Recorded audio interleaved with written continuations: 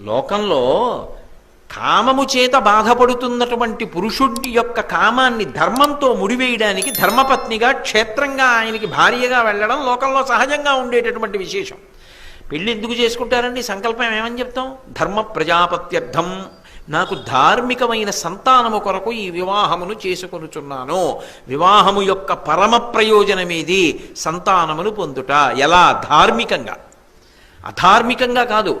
ధార్మికంగా అంటే కామము ధర్మము చేత ముడిపడాలి. అంటే పురుషుని కామము ఆమె ఎందే ఉండాలి, ఆమె కామము పురుషుని ఎందే ఉండాలి. భార్య కామము భర్త ఎందు, భర్త కామము భార్య ఎందు. అది మాత్రం దాటడానికి వీల్లేదు. చిలియలి కట్ట అది వాళ్ళిద్దరి మధ్యే. మిగిలిన వాళ్ళు కామాక్షి స్వరూపాలు అంతే. మిగిలిన వాళ్ళందరూ మాతృవత్ పరదారేషు, అమ్మవారి స్వరూపాలు. ఒక్క తన భార్య వరకే, ఆమెకు తన భర్త వరకే, అంతే.